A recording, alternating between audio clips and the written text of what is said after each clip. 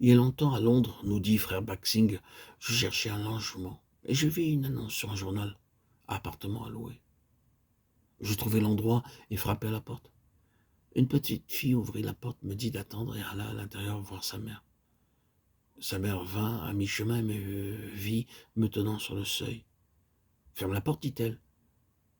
Elle avait vu mon visage coloré. Je fus blessé.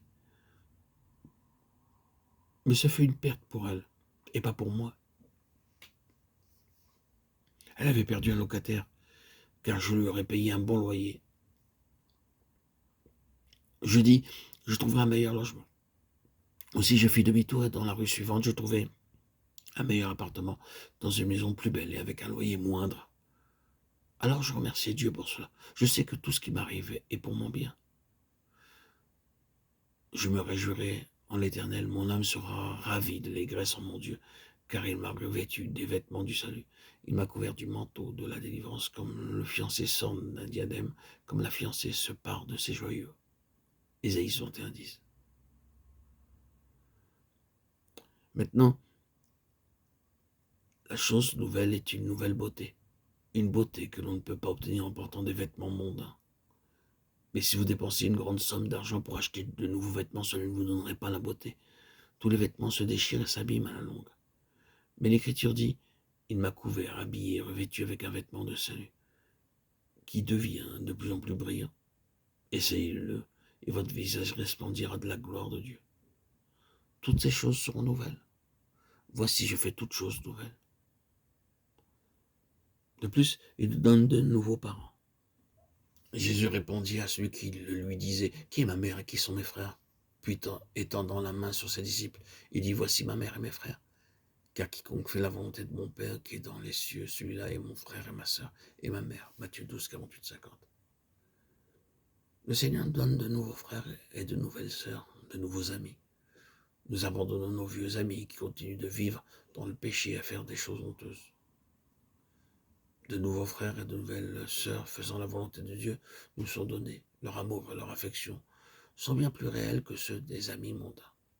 Les personnes mondaines aiment pour peu de temps, mais cet amour est pour l'éternité parce que nous savons que nous nous retrouverons. Il y a quelques années, nous dit frère Baxing, lorsque je quittais le Canada, beaucoup vinrent me voir partir, et comme nous serrions les mains, ils dirent, frère, nous nous reverrons. Si ce n'est pas ici, ce sera là-haut. Quelle merveilleuse espérance. Je ne connais même pas leur nom. Par contre, je sais que je rencontrerai mes amis canadiens au ciel. En 1946, mon père mourut en Inde. À ce moment-là, j'étais en Écosse. Aussi, mon frère m'envoyait un télégramme, père décédé. Je répondis à mon frère par ce télégramme, je reverrai mon père. Je savais qu'il était né de nouveau et avait été baptisé avant qu'il meure. Si vous voulez rencontrer vos parents dans le ciel, vous devez aussi vous repentir de vos péchés et recevoir le Seigneur Jésus-Christ comme votre sauveur. Autrement, c'est adieu pour toujours. Avant que mon père meure, il appela ma sœur et lui dit, mon enfant, tu ne me verras plus dans 3 jours. Elle commença alors à pleurer. Ne pleure pas pour moi, ma fille, je suis prêt. Mon temps sur la terre est terminé. Je vais dans un meilleur endroit. Ne pleure pas pour moi, s'il te plaît. Elle s'en alla en pleurant, exactement comme il l'avait dit le 3e jour. Il mourut très paisiblement. Depuis ce jour, je n'ai jamais eu le sentiment qu'il était mort. Nous nous reverrons. Nous savons que c'est seulement une séparation temporaire. Nous nous rencontrerons de nouveau pour ne plus jamais être séparés dans des corps célestes, glorifiés et immortels.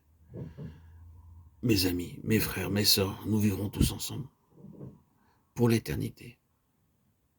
Si nous sommes séparés maintenant, ce n'est qu'une séparation temporaire.